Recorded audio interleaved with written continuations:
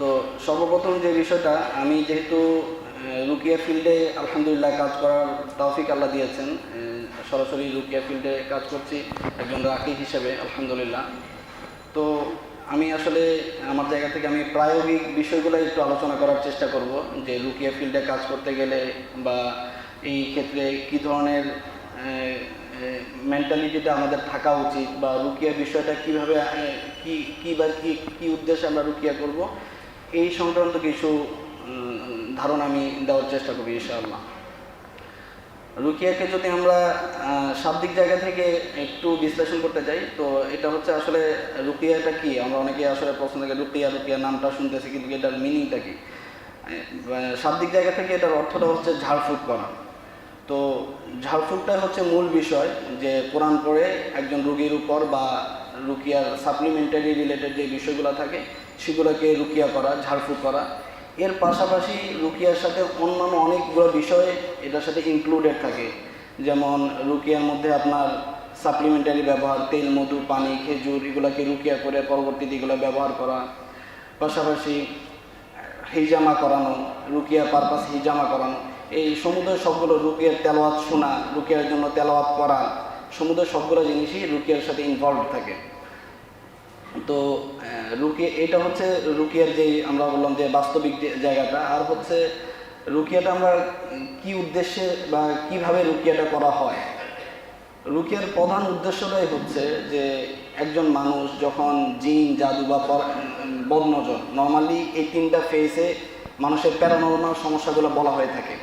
এছাড়াও রাসূল সাল্লাল্লাহু আলাইহি ওয়াসাল্লাম থেকে আমরা যেটা হাদিস থেকে জানি, হাদিস নববী থেকে আমরা জানি, শুধুমাত্র প্যারানর্মাল এই সমস্যাগুলোর জন্যই রাসূল সাল্লাল্লাহু আলাইহি ওয়াসাল্লাম রুকিয়া করতে আমাদেরকে শিখান নাই। আপনার প্যারানর্মাল সমস্যা বাদেও শারীরিক, মানসিক যে কোনো বিষয়ের জন্য, যে কোনো সমস্যার জন্যই আল্লাহ রাসূল সাল্লাল্লাহু আলাইহি ওয়াসাল্লাম আমাদেরকে রুকিয়া করার পরামর্শ দিয়ে গেছেন। তো আমরা ওই জায়গা থেকে একটা রুকিয়া জিনিসটা একটা ভাস্ট নলেজ, এটাকে আমরা বিভিন্ন উপায়ে আমাদের নিয়তের সাথে সম্পৃক্ত করে ওইভাবে ব্যবহার করতে পারি। তো যেটা বললাম যে রুকিয়াটা আমরা কি উদ্দেশ্যে রুকিয়াটা করব। একজন মানুষ যখন এই জাতীয় মেইনলি যেটা বললাম যে জিন, জাদু বা বদনজর এই সংক্রান্ত জটিলতায় যখন একজন মানুষ আক্রান্ত হয়, তখন এই মানুষটার সবচেয়ে বড় যে ক্ষতিগ্রস্ত হওয়ার জায়গাটা থাকে সেটা হচ্ছে তিনি আল্লাহ সুবহানাহু ওয়া তাআলা থেকে তিনি দূরে সরতে থাকেন। দ্যাট মিনস তার সাথে আল্লাহ সুবহানাহু ওয়া তাআলার একটা গ্যাপ তৈরি হয়। তো একজন রুকিয়া যিনি পেশেন্ট, তার প্রধান উদ্দেশ্যটাই হচ্ছে রুকিয়ার মাধ্যমে তিনি আল্লাহ সুবহানাহু ওয়া তাআলার সাথে এই গ্যাপটা কীভাবে পূর্ণ করবেন, আল্লাহর সাথে তার নৈকট্য হাসিলের জায়গাটা আরও প্রগাঢ় করা, আরও স্ট্রং করা। হ্যাঁ, তো এইটা তিনি যত ভালোভাবে করতে পারবেন আলহামদুলিল্লাহ ইনশাআল্লাহ তিনি তত দ্রুত তার সমস্যাগুলো থেকে রিকভার করতে পারবেন বলে আশা করা যায় ইনশাআল্লাহ। তো এটা হচ্ছে, তো মূল উদ্দেশ্যটা হচ্ছে আল্লাহ সুবহানাহু ওয়া তাআলার সাথে বন্ডিংটা আরও স্ট্রংলি তৈরি করা। যে আমার নিজের হয়তো কোনো দুর্বলতার কারণে, আমার ইমানের কোনো দুর্বলতার কারণে হোক, বা আল্লাহ সুবহানাহু ওয়া তাআলা আমাকে পরীক্ষা করতেছেন এই উদ্দেশ্য হোক, আমার কিছু সমস্যা আমার জীবনে চলে আসছে। তো এই সমস্যাগুলোকে পারপাস করে এখন আমি যদি এই নিয়ম কানুনগুলো যথাযথভাবে নিয়তে করতে পারি, আশা করা যায় ইনশাআল্লাহ ধীরে ধীরে আল্লাহ সুবহানাহু ওয়া তাআলা আমাকে এই সমস্যাগুলো থেকে বের করে আনবে এই নিয়তে। তবে যেই কোশ্চেনটা আমাদেরকে কমনলি ফেস করতে হয় যে কতদিন লাগতে পারে আমার এই সমস্যাটা থেকে আমি মুক্ত হতে, যেটা মনে করেন এটা আসলে মানুষদেরকে এই কোশ্চেনগুলো আমরাই করতে শিখেছি। এটা মানুষদেরকে দোষ দেওয়াটা উচিত না, কারণ যাদের কাছে যাচ্ছে মানুষগুলো, নর্মালি আমাদের সমাজে তো কবিরাজি ট্রিটমেন্টটাই এই বিষয়গুলোতে বেশি হতো। তো যাদের কাছে যাচ্ছেন তারাই বলতেছেন যে 7 দিনে আপনার সকল সমস্যার সমাধান হয়ে যাবে, বা এরকম একটা টাইম টেবিল আমাদেরকে ধরিয়ে দিতেছে, যার কারণে মানুষ এই প্রশ্নগুলো করতে, কিন্তু নর্মালি এই কোশ্চেনগুলো আমাদের দিকে আসতেছে। একজন ডাক্তার, মেডিসিন ডাক্তারের কাছে যখন একজন মানুষ যাচ্ছে যে কোনো একটা ডিজিজ নিয়ে, তাকে কিন্তু কখনো আপনি কোশ্চেনটা করবেন না যে ডাক্তার সাহেব আমি তো এই সমস্যায় আক্রান্ত, আমার এই ক্যান্সার রোগটা কতদিনে ভালো হবে। এই কোশ্চেনটা কখনো ডাক্তারকে করবেন, ডাক্তারকে বলে ডাক্তার আপনাকে হয়তো নেগেটিভলি কোনো করবে, অ্যাপ্রোচ করবেন। তো এটা আসলে কোশ্চেনটা আসাটাই অনুচিত। তো আসলে যেটা বললাম যে আসলে এটার ব্যাপারে আমাদের ওইভাবে নলেজটা ভাবে না থাকার কারণে আসলে কোশ্চেনটা চলে আসছে। তো আসলে এটা যেহেতু যেটা বললাম যে আপনার সুস্থতা কতদিনে আসতে পারে, এটা হচ্ছে আপনার অ্যাক্টিভনেসের উপর। আপনি যত ভালোভাবে, যেটা বললাম, আল্লাহর সাথে আপনার বন্ডিংটা ধারণ করতে পারবেন, যত দ্রুত আপনার সমস্যা আল্লাহর সাথে সম্পর্কটা উত্তোলন করতে পারবেন, তত দ্রুতই আপনি সমস্যা থেকে বের হয়ে আসতে পারবেন ইনশাআল্লাহ। তো এই আর কি বিষয়টা। তো এই কোশ্চেনটা তো আমাদের কাছে খুব কমনলি আসে যে কতদিন লাগতে পারে। তো এটার জন্য আসলে নির্দিষ্ট কোনো টাইম টেবিল ওইভাবে আমাদেরকে ইয়ে করা যাবে না। আমরা আমাদের চেষ্টা করাটাই হলো মুখ্য উদ্দেশ্য। আমাদের আল্লাহর থেকে রুজু হয়ে আমাদেরকে চেষ্টা করে যেতে হবে। তো পাশাপাশি আমরা এই যেটা বললাম আল্লাহর সাথে বন্ডিংটা প্রপারলি আমরা যেন স্থাপন করতে পারি। আর হচ্ছে যে আমরা যেটা আরেকটা কমন কোশ্চেন আমাদের কাছে আসে যে যেহেতু আমি রুকিয়া ফিল্ডে কাজ করতেছি শাইখের সাথে, তো যে নর্মালি যে একটা বিষয়, নর্মালি আমরা যে পেশেন্টদেরকে আমরা বলি যে সেলফ রুকিয়ার দিকে বেশি ইনসিস্ট করা। একজন মানুষের জন্য সবচেয়ে উত্তম রুকিয়ার বিষয়টা হচ্ছে সেলফ রুকিয়া। সেলফ রুকিয়া বলতে বোঝানো হচ্ছে যে আপনার রুকিয়াটা আপনি নিজে নিজে করবেন।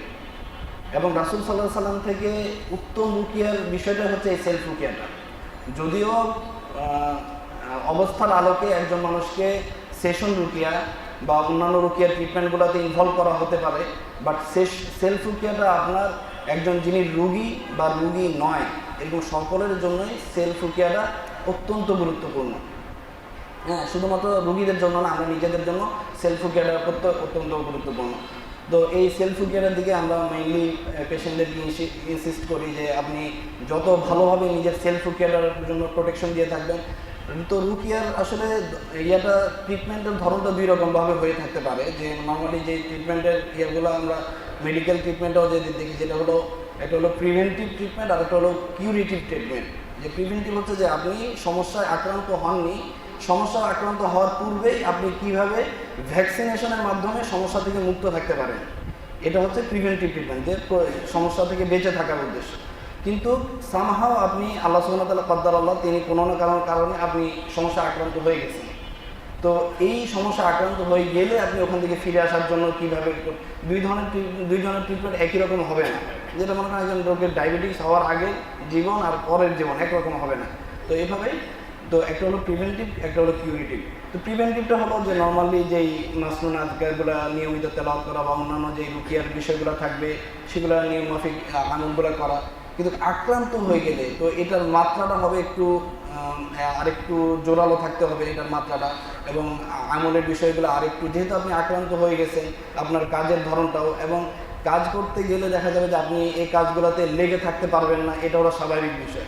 শয়তানি আপনাকে এখানে অ্যাডজাস্ট হয়ে থাকতে দিবে না, নানাভাবে সে অস্বস্থা তৈরি করবে, নানাভাবে মানুষকে এই জায়গাতে প্রতিবন্ধকতা তৈরি করে আপনাকে এই রাস্তা থেকে সরিয়ে ফেলবে।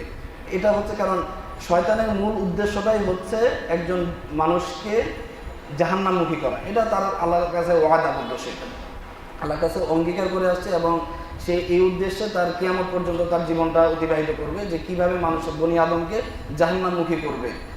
এই উদ্দেশ্যটাকে সে সফল হওয়ার জন্য এক একজনের কাছে এক একভাবে সে অ্যাপিয়ার করবে। যে মনে করেন একজন মানুষ যে জাহেল জীবনযাপন করতেছে তার জন্য তো তার কোনো ওইভাবে মাথা ব্যথা নেই, কিন্তু এই জন্যই একজন মানুষ আল্লাহ হচ্ছেন, দিনের দিকে ফিরে আসতেছেন, তার দেখা যাবে যে জীবনে নানা ধরনের পারিবারিক জায়গা থেকে প্রতিবন্ধকতা তৈরি হইতেছে। আপনারা যারা এখন আহলে হাদিসে বা আকীদার যত বিশুদ্ধতা তো করার চেষ্টা করতেছেন, নিজেদের পরিবার থেকে অনেক জায়গা থেকে দেখা যায় অনেক নানা ধরনের প্রতিবন্ধকতা তৈরি হয়ে যায়। তো এই যে এইভাবে যখন একজন মানুষ যখন এই একটা নেগেটিভ জায়গা থেকে পজিটিভ জায়গার দিকে ফিরে আসতে চাচ্ছে, তখন শয়তান তার এখানে বড় ধরনের প্রতিবন্ধক হিসেবে কাজ করবে। তো নানাভাবে সে এখানে মানুষকে অস্বস্থা দিবে, তারপর দিয়ে সমস্যা তৈরি করে দেবে। তো আপনার ফোকাসটা যেন রুকিয়ার উপর প্রপারলি থাকে। আপনি যদি ফোকাসটা মেনটেন করতে পারেন যে আমার কার্যক্রম কী হওয়া উচিত, যখন আপনি এটা ওইভাবে কাজ করতে পারবেন বা আপনার গোলটা যদি ঠিক থাকে, তখন শয়তানের ইয়েগুলো আপনার জন্য ওইভাবে আর কাজ করবে না ইনশাআল্লাহ। তো এইভাবে আমাদের একজন পেশেন্ট যিনি আক্রান্ত হবেন তাকে সমস্যার আলোকে এভাবে ফিরে আসার জন্য ধীরে ধীরে ইয়ে করতে হবে। তো সেলফ রুকিয়ার জন্য একজন মানুষ যে কোনো মানুষই নিজের সেলফ রুকিয়াটা করতে যথেষ্ট সক্ষম। তো এটার জন্য আলাদাভাবে তেমন কোনো কিছু করার দরকার নাই। এবং রুকিয়ার জন্য সবচেয়ে উত্তম জিনিস সেটা হচ্ছে রাসূল সাল্লাল্লাহু আলাইহি ওয়াসাল্লাম আমাদেরকে যেটা শিখিয়ে দিয়েছেন, সূরাতুল ফাতিহা আয়াতুল কুরসি, সূরাতুল ইখলাস, ফালাক, নাস এবং সূরা বাকারা প্রয়োজন সাপেক্ষে ঘরের মধ্যে তেলাওয়াত হবে। এইগুলো হচ্ছে সর্বোত্তম রুকিয়ার আয়াত বা দোয়া বলা যায়। এছাড়া রাসূল সাল্লাল্লাহু আলাইহি ওয়াসাল্লাম কিছু বদনজর বা অন্যান্য বিষয়গুলো থেকে বেঁচে থাকার জন্য কিছু দোয়া আমাদেরকে শিখিয়েছেন মাসনুন আজকারের মধ্যে। তো এই বিষয়গুলো হচ্ছে মেইন রুকিয়ার অংশ। আপনি যদি এই বিষয়গুলো দিয়ে রুকিয়া করেন, আপনার সেলফ রুকিয়া ইনশাআল্লাহ হয়ে যাবে। তো এই রুকিয়ার জন্য আমরা অনেকেই চিন্তা করি যে রুকিয়ার জন্য তো কোরআন তেলাওয়াত প্রপারলি বা সহিভাবে করতে পারা উচিত বা অন্যান্য আরও অনেক বিষয়, যে আমাদের কাছে জিনিসটা কঠিন হয়ে যাচ্ছে। আসলে কঠিন কোনো কিছুই না, জিনিসটা খুবই ইজি। এই প্রত্যেকটা মুসলিমের, প্রত্যেকটা মুমিনের এই জিনিসগুলো মুখস্থ থাকার কথা। সূরা ফাতিহা, আয়াতুল কুরসি, ফালাক, ইখলাস, নাস। তো নিয়ম মাফিক এগুলোকে সবচেয়ে গুরুত্বপূর্ণ যে জিনিসটা সেটা হচ্ছে নিয়াত। নিয়তটা হচ্ছে অত্যন্ত গুরুত্ব। আপনি একটা জিনিস করতেছেন, পড়তেছেন, গাফেল নিয়তে করতেছেন, তো আপনার আসলে এই গাফেল নিয়তের কারণে আপনি আসলে এই জিনিসটার ফায়দা থেকে বঞ্চিত হয়ে যাচ্ছেন। তো এই কারণে আমার যেটা আমরা সহিহ বুখারীতে প্রথম হাদিসটাই ইন্নামাল আমালু বিন্নিয়াত, যে মুমিনের প্রত্যেকটা কাজই নিয়তের উপর নির্ভরশীল। তো ওই জায়গা থেকে আমাদের যখন রুকিয়ার কোনো কাজ আমরা করব, অবশ্যই এটার ব্যাপারে আমাদের একটা স্ট্রং মেন্টালিটি আমাদের ফোকাস করা উচিত এই কাজের বিষয়ে।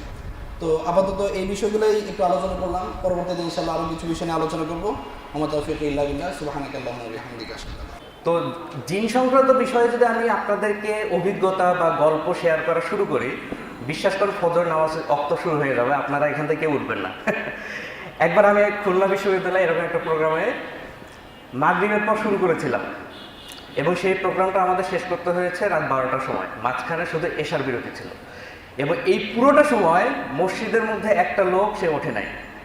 তো এটা আসলে খুবই আগ্রহের একটা বিষয়। আমি আপনাদেরকে আজকে যেহেতু সময় খুবই কম, সব ঘটনা শেয়ার করতে পারবো না, আমি সংক্ষেপে শুধুমাত্র 2টা ঘটনা শেয়ার করব।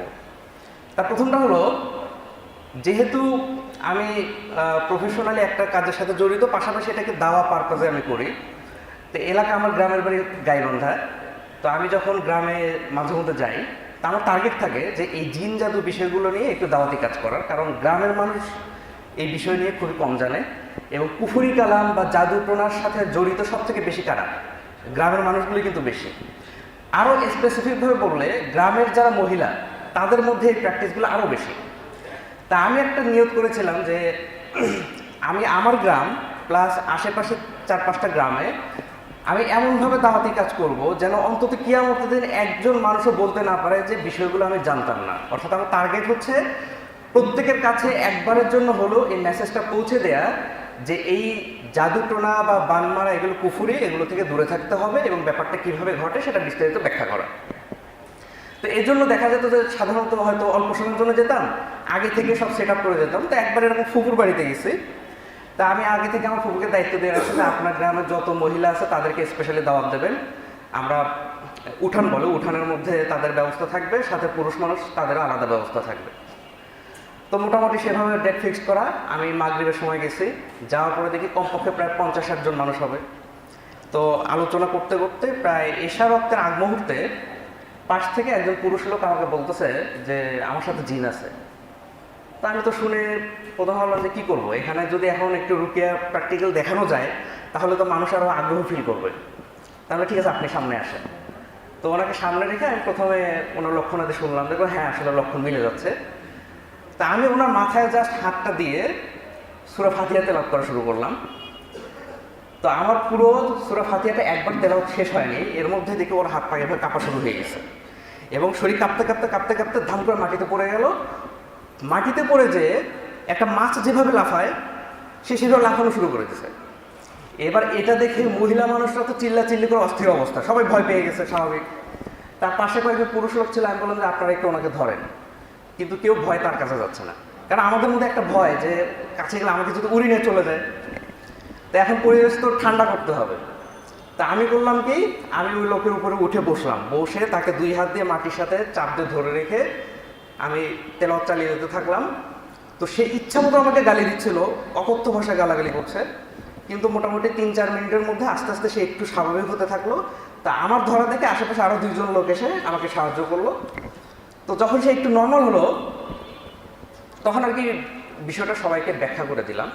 এখানে একটা বিষয় ইম্পর্টেন্ট, আপনারা দেখেন এই লোকটাকে জিন ভর করছে আসলে ওই সময়। হ্যাঁ, তো জিন ভর করার পর সবাই ভয় পাচ্ছিল যে আমি যদি তাকে ধরতে যাই, সে যদি আমাকে নিয়ে উড়ে চলে যায় বা কোনো ক্ষতি করে বসে। তো তো এই ভয়টা কি আমার মধ্যে কাজ করে নাই? আমি কেন তার উপরে যেয়ে বসলাম? কারণ হলো আমি জিনদের দুর্বলতা সম্পর্কে জানি। জিনরা ওদের যেমন কিছু শক্তিশালী দিক আছে, যেটা আমরা অনেকে জানি, তাদের কিছু অলৌকিক ক্ষমতা আছে, কিন্তু ওদের কিছু দুর্বলতাও আছে। ওদের দুর্বলতাগুলোর একটা হলো, ওরা যখন একটা মানুষের শরীরে প্রবেশ করে, তো এই শরীরে প্রবেশ করাটা ওর জন্য অনেক কঠিন কাজ, অনেক সাধনা করে ঢুকতে হয়, এবং একটা শরীরের মধ্যে যখন ঢুকে যায় সে হুট করে বেরো হতে পারে না, তাকে বের হওয়ার জন্য সময় প্রয়োজন। এজন্য একটা জিনে ধরা রোগীকে, যে কেউ, আপনি একটা জিনে ধরা রোগীকে সামনে রেখে যদি কোরআন থেকে তেলাওয়াত করতে থাকেন, প্রথমে দেখবেন যে হাত পা কাঁপাকাঁপি শুরু হবে, বিভিন্ন বাহ্যিক লক্ষণাদি প্রকাশ পাবে, এবং একটা পর্যায়ে খুব অ্যাগ্রেসিভ হয়ে যাবে, জিন তার উপর ভর করবে এবং সে খুব চিল্লাচিল্লি করতে থাকবে। তো প্রশ্ন হলো, জিনের কষ্ট হচ্ছে এই জন্যই তো সে চিল্লাচিল্লি করছে, তাই না? অর্থাৎ আমার তেলাওয়াতের কারণে ওর কষ্ট হচ্ছে। তো প্রশ্ন হলো যে তোমার কষ্ট হচ্ছে, তুমি চলে যাও, আমার তেলাওয়াত শেষ হলে তুমি আবার ফিরে এসো। কিন্তু আসলে এটা পারে না, এটা ওর দুর্বলতা। কারণ এই মুহূর্তে যখন তেলাওয়াত শুরু হয়ে গেছে, সে না পারছে এই তেলাওয়াত সহ্য করতে, আর না পারছে এই শরীর থেকে বের হতে, আর যে কারণে সে তখন আসলে এই রিয়াকশনগুলো দেখানো শুরু করে দিছে। আচ্ছা, এখন মনে করেন আপনি একটা জিনে ধরা লোকের পাশে বসে আছেন, তো এই সময় আপনার মধ্যে ভয় কাজ করবে যে এই যদি আমার শরীরে আবার অ্যাটাক করে বসে, যেটা স্বাভাবিকভাবে আমাদের মধ্যে হয়ে থাকে। তা আপনাকে আক্রমণ করতে হলে জিনের জন্য দুইটা বড় চ্যালেঞ্জ আছে এখানে। প্রথম চ্যালেঞ্জ হলো ওকে আগে এই শরীর থেকে বের হতে হবে, 2 নম্বর চ্যালেঞ্জ হলো আপনার শরীরে ঢুকতে হবে। এই দুইটা কাজ ওর জন্য অলমোস্ট ইম্পসিবল। কেন? কারণ সাধারণত জিনদের মধ্যে শক্তির বিভিন্ন তারতম্য আছে। সব থেকে শক্তিশালী জিন যারা, তারপরে লেভেল অনুসারে তাদের পার্থক্য থাকে। তো সাধারণত মানুষের সাথে ডিল করে যেসব জিনরা মানুষকে ডিস্টার্ব করা, মানুষকে ভর করা বা এই ধরনের কাজগুলো, 90% ক্ষেত্রে এরা হচ্ছে সব থেকে লোয়ার ক্লাসের জিন। সহজ বাংলায় বলতে পারি, মনে করেন যে আপনার যখন কোনো রাজনৈতিক আন্দোলন হয়, মাঠে টাকা পয়সা দিয়ে টোকাইগুলোকে ছাড়ে, নেতা ফেতা থাকে ঘরে বসে। তো অনেকটা সেরকমই জিনদের যারা সর্দার, সাধারণত ওরা সরাসরি মানুষের সাথে ডিল করে না, ওরা করে কি ওদের চেলাপান্ডাকে পাঠায়। আর এই চেলাপান্ডাগুলো অধিকাংশ হচ্ছে সব থেকে লোয়ার লেভেলের জিন, মানে এদের শক্তি সব থেকে দুর্বল। যে কারণে স্বাভাবিকভাবে একটা শক্তিশালী জিন আসলে সে হয়তো পারতো যে ইমিডিয়েটলি ওর শরীর থেকে বের হয়ে আপনাকে আক্রমণ করতে, কিন্তু এই জিনটা তো আসলে দুর্বল, যে কারণে ওর পক্ষে এটা সম্ভব না। তখন সে কি করে? চিল্লাচিল্লি করে, সর্বোচ্চ যেটা করবে আপনাকে ভয় দেখাবে, তোর আমি এই করবো সেই করবো, তোর বাসায় অমুক আছে তমুক আছে, তাকে আক্রমণ করবো, তোর ছোট বাচ্চা আছে তাকে শেষ করে দেবো। তো এগুলো উদ্দেশ্যে আপনাকে মেন্টালি শুধুমাত্র ঘাবড়ে দেওয়া। কিন্তু যারা জিন সম্পর্কে জানবে তারা আসলে এই ভয়গুলো পাবে না, কারণ জিনরাও একটা সৃষ্টি। যেমন আপনি দেখেন, সৃষ্টি জগতে কত সৃষ্টি আল্লাহ সুবহানাহু ওয়া তাআলা তৈরি করেছেন। তার মধ্যে যেমন বাঘ বলেন আপনি, কত ক্ষিপ্রতা তার গতি। তারপর আমরা সাপের কথা বলতে পারি, তার তীব্র বিষ আছে, কিন্তু আমাদের কোনো বিষ নাই। হাতি বলেন, বিশাল বড় শরীর। এত এত প্রাণী জগতের মধ্যে মানুষই একমাত্র সৃষ্টি যেখানে সৃষ্টি সেরা। এই সেরাটা কিসের জন্য? এটা কি তার শরীরের শক্তির জন্য? কখনই নয়, বরং শুধুমাত্র তার এই বুদ্ধির জন্য। তা আল্লাহ সুবহানাহু ওয়া তাআলা এই বিশেষ গুণটা মানুষকে দিয়েছেন। শারীরিকভাবে দেখলে অন্য সমস্ত সৃষ্টির সাথে তুলনা করবেন, প্রত্যেকটা সৃষ্টির কিছু দুর্বলতা আছে, শক্তিশালী দিক আছে, কিন্তু মানুষ আসলে বাহ্যিকভাবে দেখবেন সব থেকে দুর্বল। তো জিনরাও একটা সৃষ্টি, আমাদের সাথে ওদের পার্থক্য হলো ওদেরকে আমরা চোখে দেখি না, কিন্তু ওরা আমাদেরকে দেখে। ওরা খুব দ্রুত চলাচল করতে পারে, এবং সেই সাথে ওরা আরো বিশেষ কিছু থাকে। তো আমরা শুধু ওদের সেই শক্তিশালী দিকগুলো জেনে ওদেরকে ভয় পাই, কিন্তু বাস্তবতা হচ্ছে আল্লাহ সুবহানাহু ওয়া তাআলা আমাদেরকে জিনদের থেকে সুপিরিয়র করে সৃষ্টি করেছেন। আপনি যদি আল্লাহর পক্ষ থেকে আসা সেই কিতাবের জ্ঞান আপনার থাকে, কোনো জিন শয়তান আপনার কাছে কুলাইতে পারবে না। 2 নম্বর ঘটনা, আপনারা বদর যুদ্ধের সময় যখন আবু সুফিয়ান তার বাহিনী নিয়ে যাচ্ছিল, এদিকে আল্লাহ রাসূল সাল্লাল্লাহু আলাইহি ওয়াসাল্লাম 300 জনকে নিয়ে রওনা দিলেন, এবং বদর প্রান্তে গিয়ে এই খবরটা যে আল্লাহ রাসূল আসছেন, এই খবরটা আগে চলে গেছে মক্কায়। খবর যাওয়ার সাথে সাথে মক্কা থেকে প্রায় 1000 সৈন্য নিয়ে তারা রেডি, যে মুহাম্মদ সাল্লাল্লাহু আলাইহি ওয়াসাল্লামের বাহিনীকে প্রতিহত করতে হবে। তো যখন তারা মক্কা থেকে রওনা দেবে, ঠিক সেই সময় তাদের মধ্যে একটা কনফিউশন দেখা গেল। কনফিউশনটা হচ্ছে যে মক্কার একটা পাশে একটা গোত্র ছিল, বনু বকর গোত্র। তো তাদের সাথে তাদের সম্পর্ক ভালো ছিল না। তো তারা ধারণা করছিল যে আমরা যদি মক্কাকে ফাঁকা রেখে এখন এই মুহূর্তে যুদ্ধের জন্য বের হয়ে যাই, এই সুযোগে ওই গোত্র যদি আমাদেরকে অ্যাটাক করে বসে, তাহলে তো বিপদে পড়ে যাব। তো এই কনফিউশনের কারণে তারা একটু দ্বিধার মধ্যে পড়ে গেল, তো তখন ইবলিস দেখলো কি ব্যাপার, এত সুন্দর একটা সাজানো যুদ্ধের পরিবেশ এই মুহূর্তে যদি বন্ধ হয়ে যায় তাহলে তো সমস্যা। তো তখন সে সেই গোত্রের যে নেতা ছিল সুরাকা বিন মালিক, সে নিজেই সেই সুরাকা বিন মালিকের রূপ ধারণ করে এসে এবার কুরাইশ নেতাদের কাছে এসে বলল, কি ব্যাপার তোমরা যুদ্ধে যাচ্ছ শুনলাম, তা আমার সাথে এতগুলো সৈন্য আছে, চলো আমরাও তোমাদের সাথে যুক্ত হব। তো ওরা দেখলো আরে যাদেরকে ভয় পাচ্ছিলাম তারা নিজেরাই তো আমাদের সাথে যুদ্ধে সঙ্গ দেওয়ার জন্য চলে আসলো। তখন তারা সেই ভয় দূর হলো, এবার দুই বাহিনী একসাথে যুদ্ধের জন্য বের হলো। তো যখন বদর প্রান্তরে উভয় বাহিনী একত্রিত হলো, মুসলিমরা এক পাশে কাফেররা এক পাশে, এরপর যুদ্ধ শুরু হয়ে গেল। তো যুদ্ধ শুরু হওয়ার পর আল্লাহ সুবহানাহু ওয়া তাআলা আসমান থেকে ফেরেশতা নাজিল করেছেন। তো ফেরেশতা যখন নাজিল হয়ে আসা শুরু করেছে, তো ফেরেশতাদেরকে মানুষ তো দেখতে পাচ্ছে না, কিন্তু এই যে শয়তানগুলো যারা মানুষের রূপ ধারণ করে বাহিনীতে ছিল, ইবলিসের দল, এরা যখন দেখছে যে ফেরেশতারা আসতেছে, সাথে সাথে সবগুলো দিছে দৌড়। তো ঠিক ওই সময়ে সেই ইবলিস ছিল বনু বকর গোত্রের সর্দার সুরাকা বিন মালিকের রূপ ধারণ করে। সে যখন পালিয়ে যাচ্ছে তখন একটা যুবক তার হাত ধরছে, সেই যুবকের নাম হলো, নামটা ভুলে গেছি, সম্ভবত যাহ। তো যখন তার হাতটা শক্ত করে ধরছে, ধরে বলতেছে কি ব্যাপার তোমরা চলে যাচ্ছ কেন, তোমরা না আমাদের সাথে যুদ্ধ করার কথা?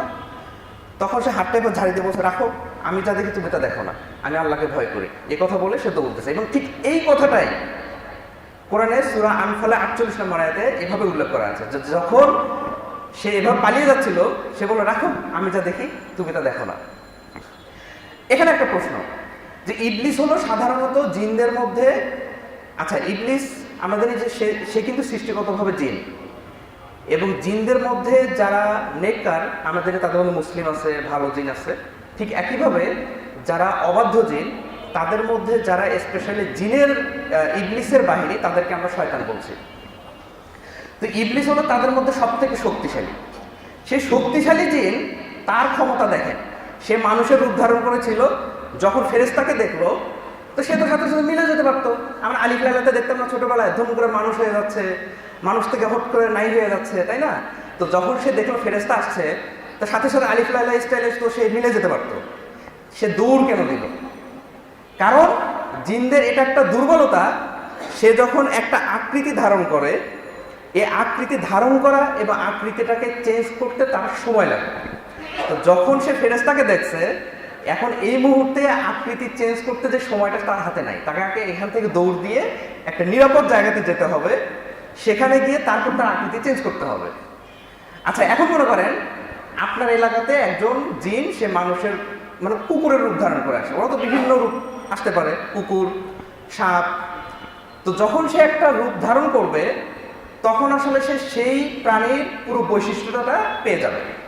অর্থাৎ স্বাভাবিকভাবে জিন তো খুব দ্রুত চলাচল করে, চোখের পলকে দেখা যাবে যে এখান থেকে ওখানে চলে যাচ্ছে। কিন্তু সে যদি একটা কুকুরের আকৃতি ধারণ করে তখন তার গতি হবে সে কুকুরের গতির সমান। হ্যাঁ, মানে কুকুর অবস্থাতে সে বাতাসের গতিতে দৌড়াতে পারবে না। তো এখন মনে করেন একটা কুকুর হয়ে সে এলাকাতে ঢুকছে, এলাকার কিছু দুষ্ট ছেলেপেলে লাঠি নিয়ে এই কুকুরটাকে ধাওয়া করলো। তাহলে এই অবস্থাতে যেটা হবে, প্রথমত সে না পারবে বাতাসের গতিতে দৌড়ে এখান থেকে পালাইতে।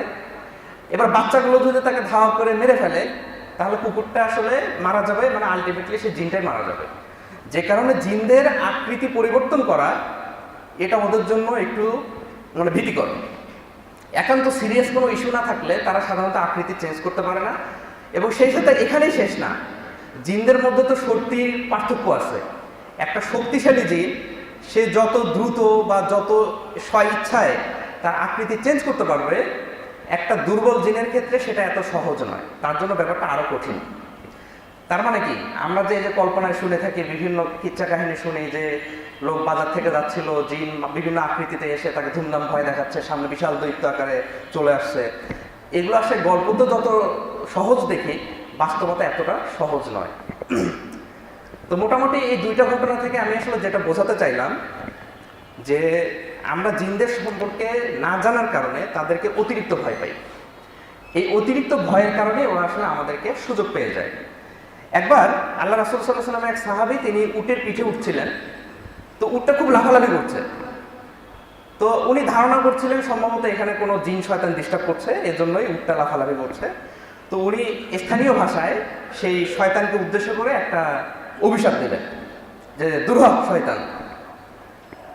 তো আল্লাহ রাসূল সাল্লাল্লাহু আলাইহি ওয়াসাল্লাম পাশ থেকে বললেন যে তুমি যখন বললে দুর্হক শয়তান, আমি দেখতে পেলাম শয়তান ফুলে পেঁপে বড় হতে হতে অনেক বিশাল আকৃতি ধারণ করলো, অথচ তুমি যদি বলতে বিসমিল্লাহ, তাহলে সে লজ্জায় অপমানে ছোট হয়ে পিঁপড়ার সমান হয়ে যেত। আচ্ছা, এই ঘটনাটা একটু দেখেন। ওই সাহাবী কিন্তু জিনকে দেখে নাই, শয়তানকে দেখে নাই। উনি শুধু আশঙ্কা করছিল সম্ভবত এখানে কোনো শয়তান ডিস্টার্ব করছে, এই জন্য উল্টা ঝামেলা করছে। এজন্য তিনি স্থানীয় ভাষায় তাকে একটা অভিশাপ দিয়েছেন। এবং সত্যিকার অর্থে সেই সাহাবীর সন্দেহ সঠিক ছিল, কারণ আল্লাহ রাসূল বলছেন যে তিনি এই অভিশাপ দেওয়ার পর আল্লাহ রাসূল দেখলেন সেই শয়তান ফুলে ফেপে অনেক বড় হয়ে গেল। তো কথা হলো, সে বড় কেন হলো? কারণ যখন সেই শয়তানকে উল্লেখ করে তিনি একটা অভিশাপ দিলেন, শয়তান নিজেকে অনেক বড় ভাবতে শুরু করলো। সে ভাবতে শুরু করলো, দেখছো আমার কত ক্ষমতা, যে আমি তাকে এত পরিমাণ ডিস্টার্ব করে ফেলছে, সে আমাকে বিশেষভাবে স্মরণ করছে, আমার নাম উল্লেখ করছে। অথচ সে যদি বিসমিল্লাহ বলতো, মানে শয়তান ডিস্টার্ব করছে, আমি বুঝতে পারছি যে হ্যাঁ এটা শয়তান, কিন্তু তারপরেও শয়তানের কোনো নামই আমি উল্লেখ করলাম না, বরং আমি সাথে সাথে আল্লাহকে স্মরণ করলাম, আমি আল্লাহর কাছে আশ্রয় চাইলাম। তাহলে সেটা কি হবে? শয়তান দেখবে যে হায় হায়, আমি তো ওকে কিছুই করতে পারলাম না, উল্টা আমি ডিস্টার্ব করতে যে সে আমার আল্লাহর কাছে চলে গেল। সে তখন লজ্জায় অপমানে ছোট হতে হতে পিঁপড়ার মতো হয়ে যেত। তো এখান থেকে আমাদের জন্য একটা শিক্ষণীয় বিষয় হলো, যদি আপনি সত্যি কখনো জিনকে ফেস করেন বা জিনের সমস্যা আক্রান্ত হন, আমাদের মানুষের একটা চিন্তাধারা এরকম যে যদি একবার প্রমাণিত হয় তার জিনের সমস্যা, সে তার যাবতীয় সমস্ত সমস্যার দায়ভার জিনের উপর চাপায় দেয়। মনে করেন পড়ালেখা খারাপ করতেছে একটা ছেলে, সে দীর্ঘদিন পড়ালেখা খারাপ, সে বলবো কই আমি তো এত খারাপ ছিলাম না, হঠাৎ এত পড়ালেখা খারাপ হচ্ছে কেন? এবার সে রুকিয়া করতে যাবে, রুকিয়া করার পর দেখা যাবে যে হ্যাঁ সে সত্যিই কিছু জিনের লক্ষণে দেখা গেছে। তখন ও আমি বলছিলাম না, আমি তো এত খারাপ ছাত্র না, এই জিনের কারণেই আমার পড়ালেখা ধ্বংস হয়ে গেছে।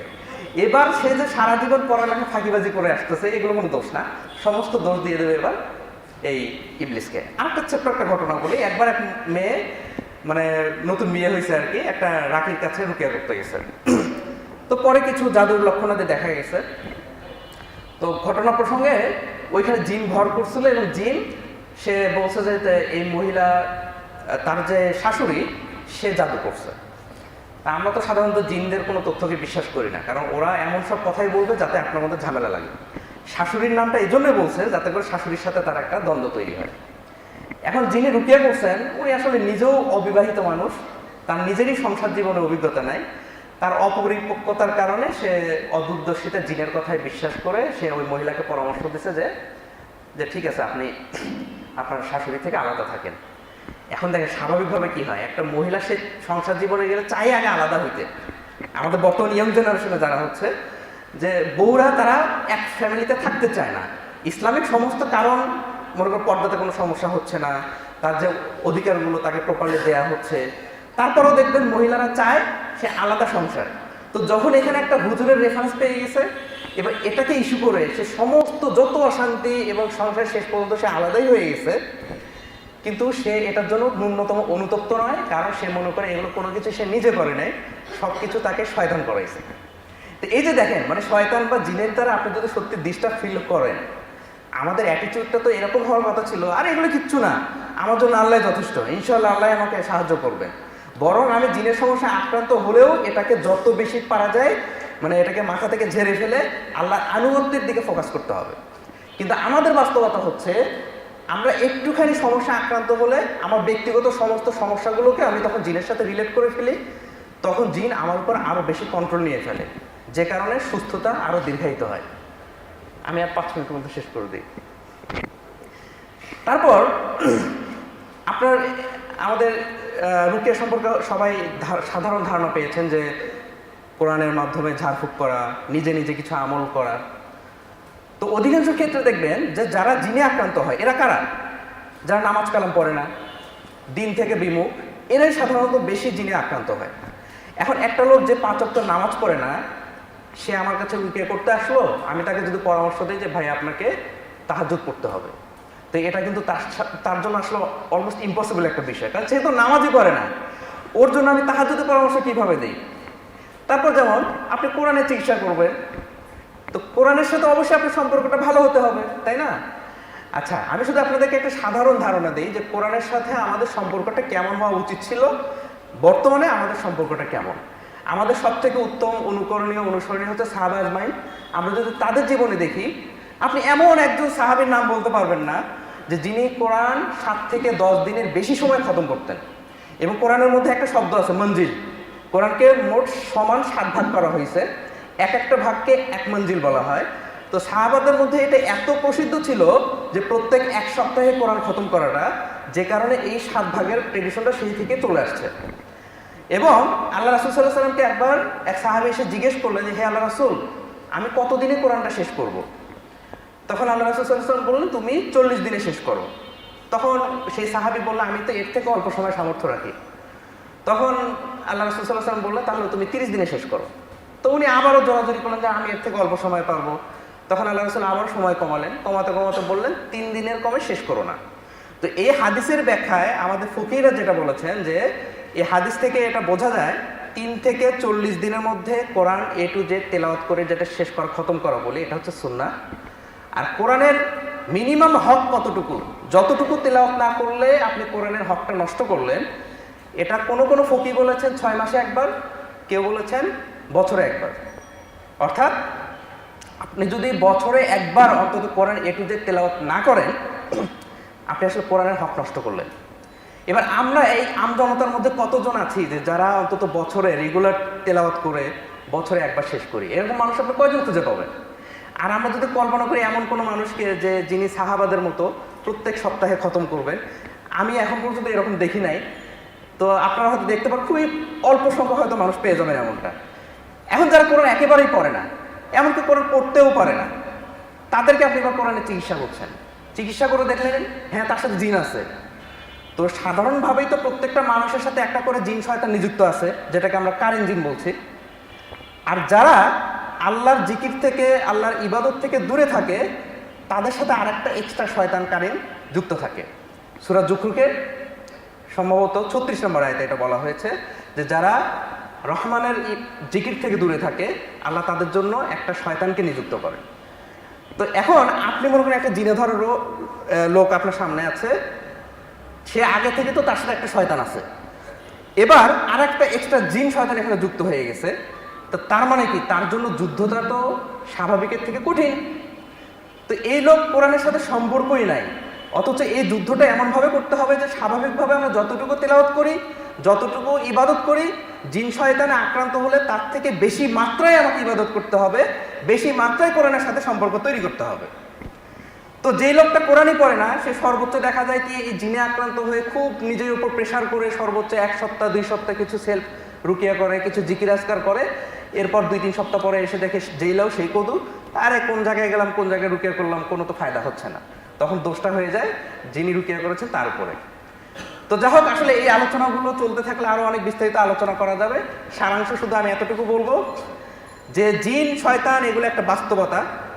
কোরআনের মধ্যে ইন্না শাইতানা লাকুম আদুউম মুবিন, নিশ্চয়ই শয়তান তোমাদের প্রকাশ্য শত্রু, এই স্টেটমেন্টটা 80 বারেরও বেশিবার আসছে। চিন্তা করেন, আল্লাহ সুবহানাহু ওয়া তাআলা কোরআনের মধ্যে 80 বারেরও বেশিবার আমাদেরকে মনে করে দিয়েছেন সাবধান, শয়তান কিন্তু তোমাদের প্রকাশ্য শত্রু। এখন আপনার প্রকাশ্য শত্রু যেটা আল্লাহ ঘোষণা করে দিচ্ছেন, আপনি জানেনই না আপনার শত্রু তার কি কি অস্ত্র আছে, তার দুর্বল দিক কোনগুলো, তাহলে তার সাথে কিভাবে যুদ্ধ করবেন? একটা যুদ্ধের প্রথম শর্ত হলো আপনাকে আগে শত্রু সম্পর্কে জানতে হবে যে হ্যাঁ ওর এই অস্ত্র আছে এবং তার এই দুর্বল সাইডগুলো আছে, এবার আমার অস্ত্র এইগুলো, তারপরে আমি একটা যুদ্ধের প্ল্যান সাজাবো কিভাবে তাকে ঘায়েল করা যায়। এখন আমি যদি নাই জানি আমার শত্রু তার শক্তিশালী দিক কোনগুলো, তার দুর্বল দিক কোনগুলো, তাহলে কিভাবে আমি তার থেকে দূরে থাকবো? এই জন্য আপনাদের প্রতি আমার আহ্বান, জিন এই টপিকটা দেখলে অনেকে অবাক হয়ে যায়, অনেকে শুরুতে হেসে দেয়, এটা আবার কেমন অদ্ভুত একটা টপিক। কিন্তু বাস্তবতা হচ্ছে প্রত্যেকটা মানুষের জীবন থেকে মৃত্যু পর্যন্ত সেই টপিকের সাথে জড়িত। আপনার সাথে শয়তানের খেলা চলবে মৃত্যুর আগ পর্যন্ত। আপনি যদি উদাস থাকেন, শয়তান আপনার বিরুদ্ধে শক্তিশালী হবে, আপনার বিরুদ্ধে বিজয়ী হবে। আর যখন আপনি শয়তান সম্পর্কে জানবেন, শয়তানের দুর্বলতা জানবেন, শয়তানের শক্তিশালী দিকগুলো জানবেন, তখন সেই শয়তান আপনার বিরুদ্ধে বিজয়ী হওয়া তার জন্য কঠিন হয়ে যাবে। অর্থাৎ দিন শেষে তখন আপনি বিজয়ী হবেন। তা আল্লাহ সুবহানাহু ওয়া তাআলা আমাদেরকে জিন শয়তান বিষয়গুলো নিয়ে জানার এবং সেই অনুসারে আমল করার তৌফিক দান করুন। সুবহানাকা আল্লাহুম্মা আশহাদু আল্লা ইলাহা ইল্লা আনতা আস্তাগফিরুকা ওয়া আতুবু ইলাইক। আমাদের সমাজে যে জায়গায় আপনি যান না কেন, আমার কথা শুনতেছেন? কারো যদি কোনো মানে শুনতে ভালো না লাগে আপনি চলে যাবেন, কিন্তু ডিস্টার্ব দিবেন না, অনেকেই শুনতেছে মনোযোগ দিয়ে। আমাদের দেশে প্রত্যেকটা সেক্টরে মানুষ ভয় দেখায়। আপনি যদি থানায় যান, বলবে এমন মামলা করছে তোমার 14 গোষ্ঠীর কোনো কি হবে না, বেইল হবে না, ভয় দেখাবে। উকিলের কাছে গেলে ভয় দেখাবে, ডাক্তারের কাছে বলবে এখনই অপারেশন লাগবে, এখনই তোমার আগে এনজিওগ্রাম আগে করতো পরে রিং বসাই, তখন এনজিওগ্রামের সাথে সাথে রিং বসাই দেয়, বুঝছেন না? মানে সবাই ভয় দেখায়। তো আমরা আপনাদের, ইসলাম কিন্তু আমাদেরকে ভয় দেখায় নাই। ইসলামের একটা কমপ্লিট ওয়ে অফ লাইফ, পূর্ণাঙ্গ জীবন ব্যবস্থা। জীবনের প্রত্যেকটা ক্ষেত্রে ইসলামের দিক নির্দেশনা আছে। এটা কি আপনারা বিশ্বাস করেন? কিন্তু আমাদের এই আহলে হাদিসের অনেকেই বিশ্বাস করে না, এর জন্য তারা হিন্দুর কাছে যায়, এর জন্য তারা চাকমার কাছে যায়। আপনাদের এলাকার লোকেরা চাকমার কাছে গেছে, কিছুদিন আগের ঘটনা বলতেছি ইনশাআল্লাহ। তো ইসলাম আমাদেরকে বলছে যে চিকিৎসা সংক্রান্ত বিষয়ে রাসূল বলছেন প্রত্যেকটা রোগের চিকিৎসা আছে। সুবহানাল্লাহ বলবেন না? ডায়াবেটিসের চিকিৎসা নাই, ক্যান্সারের চিকিৎসা নাই, ডাক্তার কত যে রোগ আছে এটা চিকিৎসা নাই, আছে না? যদি আপনি বিশ্বাস করেন যে চিকিৎসা নাই, তাহলে আপনি কখনোই এইটা থেকে বের হয়ে আসতে পারবেন না, আপনি শিফা পাবেনই না। কারণ কি, হাদিসে কুদসিতে রাসূল সাল্লাল্লাহু আলাইহি ওয়াসাল্লাম বলছেন, বান্দা আল্লাহ সম্পর্কে যেভাবে ধারণা করবে আল্লাহকে সে সেভাবেই পাবে। তো আপনি ধারণা করছেন এই রোগ ভালো হবে না, তো এটা কে ভালো হবে? তাহলে রাসূল সাল্লাল্লাহু আলাইহি ওয়াসাল্লাম বলছেন প্রত্যেকটা রোগের চিকিৎসা আছে, যথাযথ ওষুধ প্রয়োগ করলে আল্লাহর ইচ্ছা লাভ, আরোগ্য লাভ হয়। মৃত্যু ছাড়া প্রত্যেকটা রোগের চিকিৎসা আছে, বার্ধক্য ছাড়া প্রত্যেকটা রোগের চিকিৎসা আছে। তাহলে কি বুঝলেন, চিকিৎসা আছে কিনা? না আছে, আলহামদুলিল্লাহ। তারপরে আমরা রুকিয়া নিয়ে কথা শুনছিলাম। রুকিয়া মানে হচ্ছে কোরআন তেলাওয়াত করা। এখন কোরআন কিভাবে সূরা ফাতিহা, আয়াতুল কুরসি, সূরা ইখলাস, ফালাক, নাস। এখন একটা রোগীকে জিনে ধরছে বা জাদুগ্রস্ত হয়েছে বা মাথা ব্যথা হয়েছে, তখন আপনি রোগীর পাশে বসে অথবা রোগীর মাথায় হাত দিয়েও পড়তে পারেন, দূর থেকে পড়তে। রাসূল সাল্লাল্লাহু আলাইহি ওয়াসাল্লাম কখনো টাচ করে পড়ছেন, কখনো দূর থেকে পড়ছেন। আপনি ফু দিতে হবে এরকম না, পড়তে থাকবেন, তেলাওয়াত করতে থাকবেন। আপনি কিছুই জানেন না, সূরা ইখলাস, ফালাক, নাস। রাসূল সাল্লাল্লাহু আলাইহি ওয়াসাল্লামকে কি দিয়ে জাদুর চিকিৎসা করা হয়েছিল? তো এটার কি কার্যকারিতা নষ্ট হয়ে গেছে? এটা এক্সপায়ার্ড হয়ে গেছে, এটা আছে না? তো রাসূলের এটা যদি কাজ হয়, তো আপনার কাজ হবে না কেন?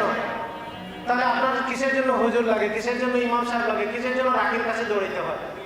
কারণ আপনার বিশ্বাস নাই। যদি আপনার এই যে প্রথমে বলা হয়েছে যে ইয়াকিনের সাথে আপনাকে কি করতে হবে, ইয়াকিনের সাথে করতে হবে। তো এই জন্য রুকিয়া ভেরি সিম্পল জিনিস, কমপ্লিকেটেড কোনো জিনিস না। রুকিয়ার উপকরণ কি? কোরআন পড়া, সকাল সন্ধ্যার জিকির করা, 5 ওয়াক্ত সালাত শেষে জিকির করা, কোরআন পড়া পানি, কোরআন পড়া তেল, কোরআন পড়া মধু, কোরআন পড়া পানি দিয়ে গোসল করা, কালো জিরা খাওয়া, সোনা পাতা বলে একটা পাতা আছে, ওই পাতা অথবা পাউডার অথবা একটা ট্যাবলেট আছে, এই ফর্মে এগুলো ব্যবহার করা। এগুলো হচ্ছে এই রুকিয়ার উপকরণ। মনে থাকবে তো? সকাল সন্ধ্যার জিকির, আজকার সাবাউল মাসা, আজকার বাদাস সালা, তারপরে এই যে সূরাগুলো আমরা বললাম। আর স্পেশালি ঘর বন্ধ করা শিখতে চান না সবাই? আপনারা ঘর বন্ধ করাইছেন? কেউ ঘর বন্ধ করাইছেন কোনো হুজুর দিয়ে? করার নাই? আমাদের গ্রামে দেখতাম তাবিজ নিয়ে পুঁতিয়ে দেয় বাড়ির 4 কোণায়।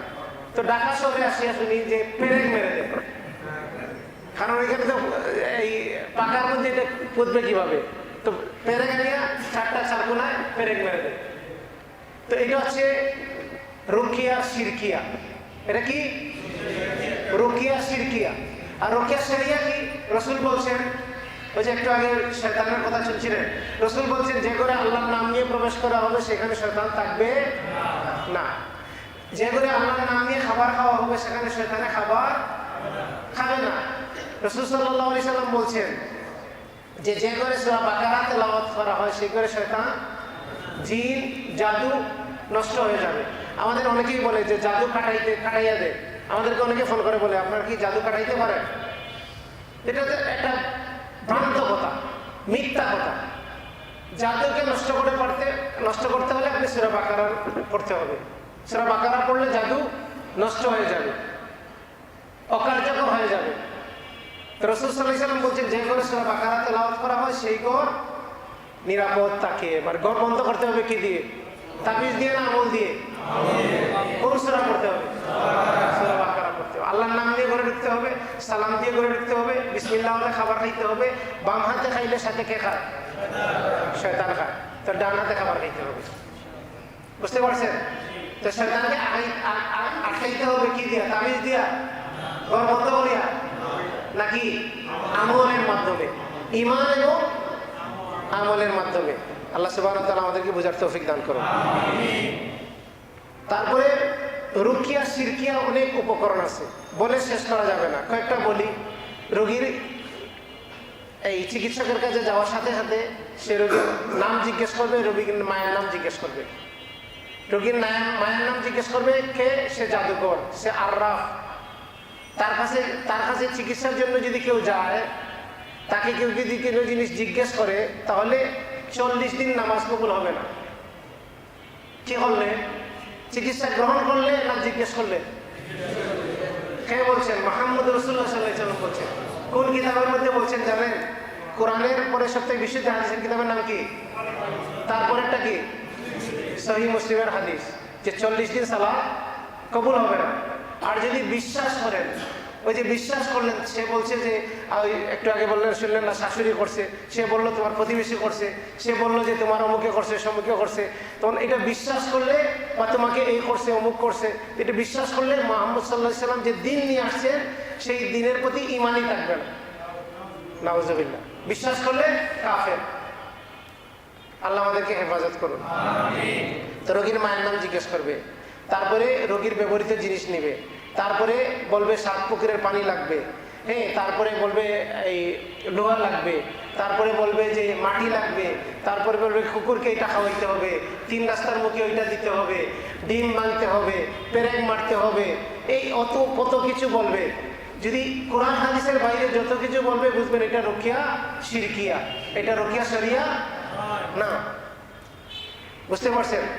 রুকিয়া শিরকিয়ার অনেকগুলো উপকরণ তারা ব্যবহার করে থাকে, তান্ত্রিক, জাদুঘর, জ্যোতিষী, এগুলোর কাছে। হ্যাঁ, কিভাবে আমরা বুঝবো যে এই লোক আক্রান্ত? এটা জানতে চান না আপনারা? কিভাবে বুঝবেন? আগে নামাজ পড়তো, এখন নামাজ পড়তে অমনোযোগী। নামাজ পড়লে রাকাত ভুলে যায়, নামাজ পড়তে ভালো লাগে না।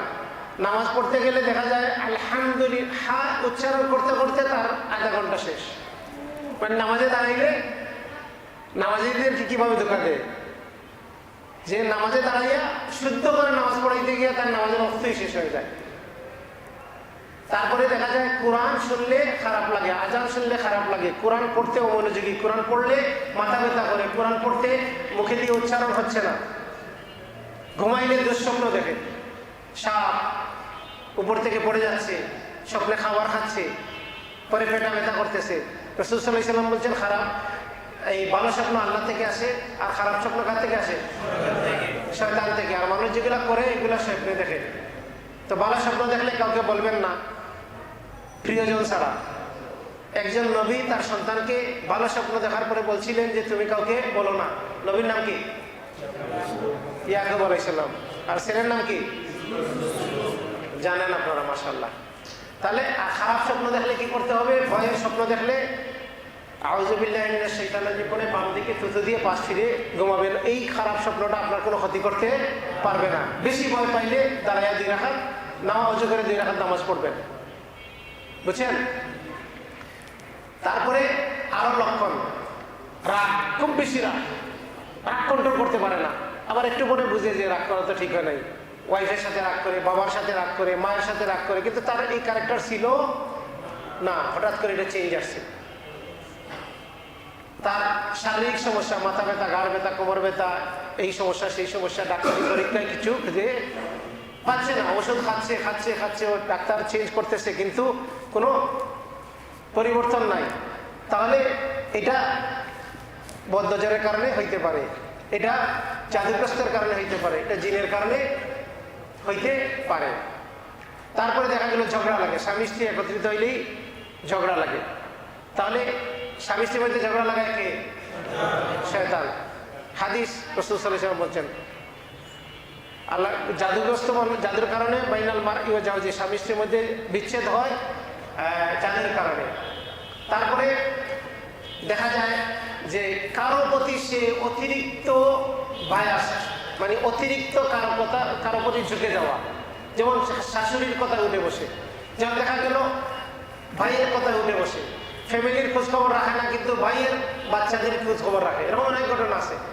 এই সেদিন একজন ডাক্তার সাহেব বলল, এই কি মোহাম্মদপুর থেকে, তার ডাক্তার সাহেব ভাই বলতেছে যে আমার স্বামী তার বাচ্চাদের খোঁজ খবর রাখে না কিন্তু ভাইয়ের ছেলে স্কুলে যাচ্ছে কিনা, ঠিকমতো বেতন দিছে কিনা, পরীক্ষায় গেছে কিনা না ওইটা খোঁজ খবর রাখে, কিন্তু নিজের বাচ্চাদের খোঁজ খবর রাখে না। তো এইটা এখানে জাদু কাজ করে। ব্যবসা কি করতেছে না করতেছে ফ্যামিলির কেউ জানে না, কিন্তু দেখা যায় যে ওই ছোট ভাইয়ের কথায় সে লেনদেন করতেছে লক্ষ লক্ষ টাকা। সে মানে হিতাই জ্ঞান তার নাই, কোনটা ঠিক কোনটা ভুল এটা বুঝতে পারে না। এগুলো জাদুর এফেক্টের কারণে মানুষের হয়ে থাকে। রাসূল সাল্লাল্লাহু আলাইহি সাল্লামের উপরেও জাদুর এফেক্ট ছিল, কিন্তু এটা ওহীর উপরে আসে নাই, ইসলামের উপরে, ইসলামের বিধিবিধানের উপরে আসে নাই, কিন্তু ব্যক্তিগত লাইফে ওনার এটার প্রভাব ছিল। তাহলে আমরা এই মোটা দাগে বললাম যে এগুলো হচ্ছে অসুস্থ রোগীর লক্ষণ। অনেকগুলো লক্ষণ আছে, এই বিষয়ে আপনারা বিস্তারিত যারা জানতে চান তারা কিন্তু আপনাদের কাছেই অনেক বই, অথেন্টিক বইয়ের দোকান আছে, তাওহীদ পাবলিকেশন সব বিভিন্ন বইয়ের দোকান আছে।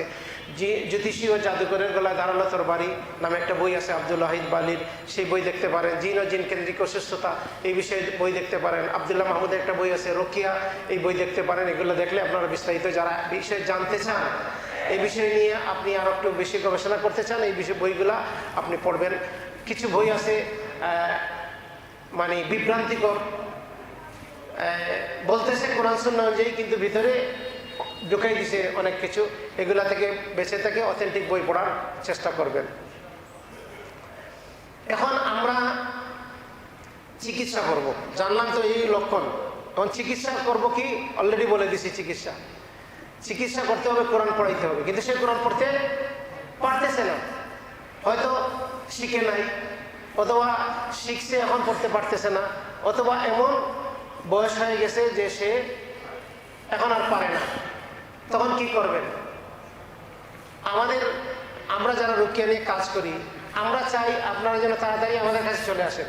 তো আসলে কি করব? আমরা আপনাদের কাছ থেকে পয়সা কামাবো। কিন্তু ইসলামিক সিস্টেমে আপনার উচিত হচ্ছে যে আপনি যখন ওষুধ খাইতে পারেন না, আপনি এমন অসুস্থ আপনি ওষুধ খাইতে পারেন না, তখন কি করে? সাথে সাথে হসপিটালে নিয়ে যায় না, ওয়াইফ খাওয়াইয়া দেয়, ছেলে খাওয়াইয়া দেয়, মেয়ে খাওয়াইয়া দেয়, এরকম করে না? তো আপনার উচিত হচ্ছে আপনি কোরআন পড়তে পারেন না বা আপনার ছেলে কোরআন পড়তে পারেন না, আপনি তার পাশে বসে পড়েন। আপনার ঘরের লোকদেরকে বলেন তাকে পড়ানোর জন্য, তার কাছ থেকে শুনেন এবং তাকে শোনান। তো এই যে একটু আগে বললো সেলফ রুকিয়া, মানে নিজে নিজে রুকিয়া করা, বুঝছেন না? সেলফ রুকিয়া মানে নিজের রুকিয়া নিজে করবেন। আপনার চিকিৎসা আপনি নিজে করবেন। ফার্স্ট এইড বক্স যেরকম থাকে বিভিন্ন জায়গায়, প্রাথমিক চিকিৎসা তো আপনারা নিজে নিজে নেন না, তো এই প্রাথমিক চিকিৎসা আপনারা নিজে নিজে নেবেন। আপনি তাকে কোরআন শোনান, আপনি তাকে বলেন যে তুমি আমার কাছে কোরআন পড়ো। কোরআন পড়তে গেলে দেখা যাবে চোখ বড় বড় হয়ে যাচ্ছে, সে মানে ডিস্টার্ব ফিল করতেছে, তখন আপনি পোড়া পানি তার উপর একটু ছিটাইয়া দেন, পোড়া তেল একটু মাখাইয়া দেন, পোড়া তেল একটু খাওয়াইয়া দেন। অলিভ অয়েল তেল, রাসূল সাল্লাল্লাহু আলাইহি ওয়াসাল্লাম বলছেন অলিভ অয়েল তেল খাওয়া এবং মাখো। অলিভ অয়েল তেল খাওয়াইয়া দিলেন, মাখাইয়া দিলেন, বললেন তুমি পড়তে থাকো, পড়তেই হবে, তোমার কোনো নিস্তার নাই, তোমাকে পড়তেই হবে। এবার পড়তে গেলে আমাদের সমাজে বলে যে যদি পড়া ভুল হয়ে যায় তাহলে তো গুনাহ হবে, শুদ্ধ করে পড়তে পারে না, এইসব সমস্যা আছে না? হ্যাঁ, তো আমরা যারা শুদ্ধ করে পড়তে পারে তারা চায় যে আপনারা যেন না পড়েন। আপনারা মূর্খ থাকলে, আপনারা না পড়লে কি করবেন? যারা পড়তে পারে তাদের কাছে আসবেন। তো সবাই চায় যেন আপনি ডিপেন্ডেন্ট হন। আর ইসলাম বলছে, রাসূল সাল্লাল্লাহু আলাইহি ওয়াসাল্লাম বলছেন যে কষ্ট করে পড়ে তার ডাবল সওয়াব। রাসূল বলছেন ফকির মিসকিনকে দান করলে একটা সওয়াব, আর গরিব আত্মীয়কে দান করলে ডাবল সওয়াব। তো এটা তো আমরা ওয়াজ করি না, কারণ এটা আমরা বলি হুজুরকে দিলে বেশি সওয়াব, তা আপনারা হুজুরকে দেন। আপনারা বলি মাদ্রাসায় দিলে সওয়াব বেশি, আপনারা মাদ্রাসায় দেন। তা আপনারা বলি যে স্পিডলি পড়তে পারেন, আপনি মানে অত ভালো করে পড়তে পারেন না, তো আপনি যদি একটা পানি পড়ে দেন তো আপনার ওয়াইফ বলবে তুমি কি পারো, তুমি তো শুদ্ধ করে পড়তেই পারো না, তুমি কি, যাও হুজুরের কাছ থেকে নিয়ে আসো। আপনার কোনো দামই থাকবে না। কিন্তু অথচ আপনি কষ্ট করে পড়লে আপনার ডাবল সওয়াব, কারণ আপনি মেহনত করলেন। আর দ্বিতীয়ত হচ্ছে যে আপনি যে আবেগ নিয়ে পড়বেন ওই আবেগ নিয়ে আমি পড়বো না। 3 বার পড়ার কথা আমি 1 বার পড়ে শেষ, খালাস। কারণ আমার তো টাইমের, আমি চাই তাড়াতাড়ি হয়ে যায়। তো এই বিষয়টা নিজেরা চিকিৎসা করবেন, নিজেরা কি করবেন। এবং আমরা একটু আগে চেষ্টা করছি যে আপনি ভীত হবেন না, আল্লাহর উপরে বিশ্বাস রাখবেন। আল্লাহর উপরে যদি সঠিক ধারণা রেখে আপনি করেন তাহলে ইনশাআল্লাহ আপনি উপকৃত হতে পারবেন। অনেক লোক বলে, এই যে যারা জাদুঘর জ্যোতিষীর কাছে যায় না, 15 বছর 10 বছর আসিয়া বলে যে সব সম্পদ শেষ, লাখ লাখ টাকা খরচ করছি। অনেকেই বলে যে জীবনটা শেষ করে দিলাম, কিন্তু প্রবলেম থেকে বের হতে পারলাম না, কারণ সে তো উল্টা রাস্তায় হাঁটছে। এখান থেকে যদি আপনি সদরঘাটের দিকে রাস্তা হাঁটেন আর আপনি যদি মনে করেন যে আপনি এই গুলিস্তানে যেতে পারবেন, হ্যাঁ, তো আপনি তো উল্টা হাঁটতেছেন, শয়তানের রাস্তায় হাঁটতেছেন। তো শয়তানের রাস্তায় হাঁটলে কখনো আপনি ডেস্টিনেশনে পৌঁছতে পারবেন না। আপনাকে আল্লাহর কাছে ফিরে আসতে হবে। কেউ যদি এগুলোর সাথে জড়িত থাকেন তওবা করে ফিরে আসবেন, এবং আপনার আত্মীয় স্বজন বন্ধু বান্ধব তাদেরকে বলবেন যে ফিরে আসো আল্লাহর কাছে, কোরআন সুন্নাহর কাছে, এটার মধ্যেই তুমি শিফা পাবে। আলহামদুলিল্লাহ এখন সোশ্যাল মিডিয়া, বিভিন্ন মিডিয়ার মাধ্যমে রুকিয়া সারা দেশে ছড়িয়ে পড়ছে, ইন্টারনেটের মাধ্যমে সারা দুনিয়াতে ছড়িয়ে পড়ার কারণে মানুষগুলা কি করতেছে, মানুষগুলা এগুলো মিসইউজ করতেছে। অনেকেই বলতেছে ওই যে আগে যারা তান্ত্রিক ছিল তারা এখন বলতেছে যে আমরা রুকিয়া করি, আমরা কোরআনিক তাদবিরালয়। এখন আপনি কোরআনিক তাদবিরালয়ে যাইবেন, যাওয়ার পরে দেখা যাবে একজন হাফিজ সাহেব রাখছে, হাফিজ সাহেব কোরআন পড়তেছে, তো আপনি দেখলেন যে মাশাআল্লাহ হাফিজ সাহেব কোরআন পড়তেছে।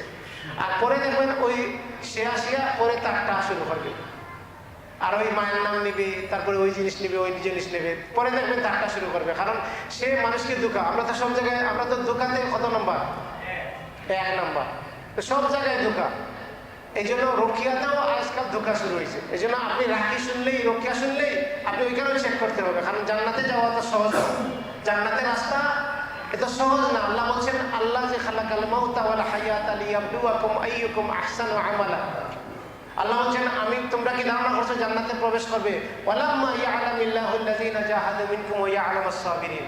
আল্লাহ পরীক্ষা করার জন্যই তো শয়তানকে সৃষ্টি করছেন, আল্লাহ পরীক্ষা করার জন্যই তো জাহান্নাম সৃষ্টি করছেন। এবং যে যে ভালো ছাত্র তার পরীক্ষা সহজ না কঠিন?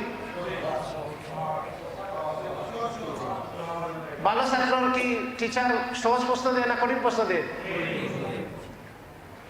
রাসূল সাল্লাল্লাহু আলাইহি সাল্লাম বলছেন সবচেয়ে বেশি পরীক্ষিত হয়েছেন কারা? নবী রাসূলরা। তারপরে যার ঈমান যেরকম তার পরীক্ষা সেরকম। ইব্রাহিম আলাইহিস সালাম আগুন দ্বারা পরীক্ষিত হয়েছেন না? মুসা আলাইহিস সালাম ফেরাউন দ্বারা পরীক্ষিত হয়েছেন না? সমুদ্র দ্বারা পরীক্ষিত হয়েছেন না? ইউনূস আলাইহিস সালাম মাছের পেটে, তারপরে পানির নিচে, ওইখান থেকে তিনি দোয়া করছেন না করাইছেন? আর আপনারা তো করান, উনি কি দোয়া করছেন না করাইছেন? করছে। আল্লাহ চান যে আমরা করি। আল্লাহ এই আয়াতের শেষে বলতেছেন যে এভাবে আমি আমার মুমিন বান্দাদেরকে আমি সাহায্য করে থাকি। তো মুমিন বান্দা তো আল্লাহর কাছে চাইবে। তো আপনি চিন্তা করেন যে বিপদে পড়লেই চিন্তা করেন যে ইমাম সাহেবকে দিয়ে একটা দোয়া করাই, আমার মা মরছে ইমাম সাহেবকে দিয়ে দোয়া করাই, বিপদে পড়ছে ইমাম সাহেব, জিনে ধরছে ইমাম সাহেব, সব জায়গায় আপনি ডিপেন্ডেন্ট। আল্লাহ বলছেন উদউনি ওয়াস্তাজিব লাকুম, আমাকে ডাকো আমি ডাকের সাড়া দেব। তো আপনি ডাকার সময় নাই, আপনি বলতেছেন আমি ডাকতে পারবো না, আমার ডাকনেওয়ালা একজন আছে, আছেন আমার মুক্তার, আছেন আমার ব্যারিস্টার, শেষ বিচারের হাইকোর্টেতে তিনি আমায় করবেন পার, আমি পাপি তিনি জামিনদার। তো আপনারা মনে করছেন এইরকম। আল্লাহ আমাদেরকে বোঝার তৌফিক দান করুন। তো আপনি নবী রাসূলরা পরীক্ষিত হয়েছেন, এজন্য আপনি হতাশ হবেন না। দেখেন মুহাম্মদ রাসূলুল্লাহ সাল্লাল্লাহু আলাইহি সাল্লাম মেরাজে গেছেন, খাসে না দূরে? কত সময় গেছেন? রাত্রের কিছু অংশ। এই মুহাম্মদ রাসূলুল্লাহ সাল্লাল্লাহু আলাইহি সাল্লাম মক্কা থেকে মদিনাতে আসছেন 12 দিন লাগছে। আল্লাহ কি তাড়াতাড়ি পাঠিয়ে দিতে পারতেন না? পাঠান নাই, এটা ফিতরা, এটা নিয়ম না। তো আল্লাহ আপনাকে আমাকে পরীক্ষা করবেন। আপনি বলছেন রাফায়েদিন করেন, আমিন জুড়ে করেন, সহি আকীদা, আহলে হাদিস, সালাফি, পরীক্ষা হবে। আপনার সমস্যা হবে, আপনার বউয়ের সমস্যা হবে, আপনার বাচ্চার সমস্যা হবে, আপনার আত্মীয় স্বজনের সমস্যা হবে। আর আপনি তখন বলবেন যে ওই এই অমুক জায়গায় একজন হিন্দু আছে, ওর কাছে গেলেই সাথে সাথে কাজ হয়ে যায়। আরেকজন আসে আপনাকে বলবে যে ওই জায়গায় যাওয়া মাত্রই 3 দিনে শেষ। আরেকজন বলবে কি বলো 3 দিন, ওই জায়গায় গেলে 1 দিনেই শেষ। তো আপনি ওই জায়গায় যাইবেন, 1 দিনে ইমান শেষ। আর পরে কি যাইব? ইমানের পরে কি যাইব? সম্পদ যাবে। প্রথমে যাবে ইমান, এরপরে সম্পদ। এই যে আপনাদের বংশালের পুকুরের পাড়ে একজন ফ্যামিলি সেদিন ফোন দিছে, একটা ছেলে এখানে সাইকেলের দোকান আছে, তো বললো যে আমার এক আত্মীয় এরকম সমস্যা, বাচ্চার সমস্যা। তো বললো যে ওরা তো প্রথমে ইন্টারনেট থেকে দেখে একজনের কাছে চিকিৎসা নিছে, ওইটা চাকমার কাছ থেকে ইন্টারনেটে চিকিৎসা নিছে। প্রথমে ইমান শেষ করছে চাকমার কাছে। চাকমা কি কোরআন হাদিস দিয়ে চিকিৎসা করবে? তারপরে ওইটা কাজ হয় নাই, কিছুদিন পরে দেখা গেছে আবার রোগ ফিরে আসছে। কিছুদিন ভালো ছিল, তা আপনি মনে করবেন যে কিছুদিন তো ভালো ছিল। এই বংশাল এলাকার সব থেকে টপ টেরর সন্ত্রাসী যে আছে, এই সন্ত্রাসী এই এলাকার যে এমপি আছে, এমপির সাথে ওর সম্পর্ক। তো এমপি বলবে যে সন্ত্রাসী বলবে, এমপি সাহেব আপনি আমাকে দেখবেন, আর আপনার যা কাজ আছে আমি করে দেবো। এখানে একটা চুক্তি থাকে না? শয়তানের সাথে শয়তানের যারা সাঙ্গপাঙ্গ আছে, শয়তানের যারা কাজ করে দেয়, তাদের সাথে একটা চুক্তি থাকে। এই চুক্তির ভিত্তিতে কাজ করে, এই ডিস্টার্ব করিস না। তখন দেখা যাইব যে আপনি কি বলছেন লিডারকে, লিডার বলছে এই ডিস্টার্ব করিস না, তখন 1 মাস ডিস্টার্ব করে নাই, 1 মাস পরে আবার গিয়া ডিস্টার্ব করতেছে, হয় কিনা না? তো ওই সেম ওইভাবে কাজ করে।